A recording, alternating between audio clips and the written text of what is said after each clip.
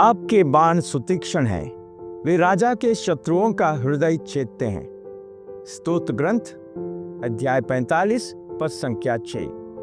मधुरम सुप्रभात मेरे प्रिय भाई बहनों, युवा साथियों और मेरे प्यारे बच्चों, स्वागत है आपका ट्रिनिटी क्रॉनिकल्स के वचन सन्मार्ग की इस श्रृंखला में। आज का वचन आहार स्तोत्र ग्रंथ अध्याय 45 पद संख्या 6 हमें परमेश्वर की शाश्वत और न्यायपूर्ण सत्ता का वर्णन करता है, जिसका सिंहासन अनंत है और उसका राज्य न्याय पर आधारित है। यह हमें यह आश्वासन देता है कि चाहे संसार में अन्याय और अराजकता क्यों न हो, परमेश्वर का शासन सत्य और न्याय पर स्थिर है।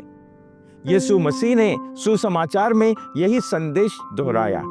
मत्ती अध्याय 6 पद संख्या 33 में लिखा है, तुम सबसे पहले ईश्वर के राज और उसकी धार्मिकता की खोज में लगे रहो और ये सब चीजें तुम्हें यूं ही मिल जाएंगी। यह हमें स्मरण कराता है कि परमेश्वर का राज सर्वोपरि है और उसकी व्यवस्था अटल है। यीशु यूहन्ना रचित सुसमाचार अध्याय 8 पद संख्या 12 में कहते हैं, संसार की ज्योति मैं हूं, जो मेरा अनुसरण करता है वह अंधकार में भटकता नहीं रहेगा, उसे जीवन की ज्योति प्राप्त होगी। डिजिटल युग में जहां असत्य और अन्याय तेजी से फैलते हैं, यह वचन हमें याद दिलाता है कि परमेश्वर का सत्य और न्याय अडिग है। सोशल मीडिया और तकनीकी प्रगति ने भले ही समाज को जोड़ दिया हो, लेकिन यह अक्सर विवाद और असत्य और अस्थिरता को भी बढ़ावा देता है। इस पद से हमें आशा और स्थिरता मिलती है, क्योंकि यह हमें यह भरोसा दिलाता है कि परमेश्वर का राज्य सदा के लिए बना रहेगा और उसका हर निर्णय न्याय संगत होगा। हमें इस विश्वास के साथ जीवन जीने की प्रेरणा मिलती है कि हमारी परिस्थितियां चाहे कैसी भी हों, परमेश्वर हर स्थिति में न्याय और प्रेम का परिचय देगा।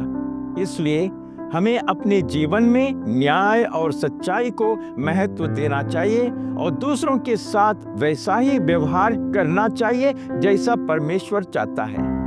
यह वचन हमें स्मरण कराता है कि अंततः न्याय और सत्य की ही विजय होगी। यह हमें सिखाता है कि हमारी आशा किसी मनुष्य में नहीं बल्कि परमेश्वर में होनी चाहिए, जो अनंत और अटल है।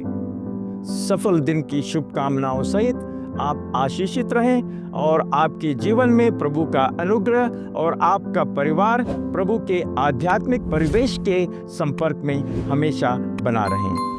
प्रभु आपको आशीर्वाद दें, हर बुराई से रक्षा करें और आपको अनंत जीवन के मार्ग पर ले चलें। आमीन।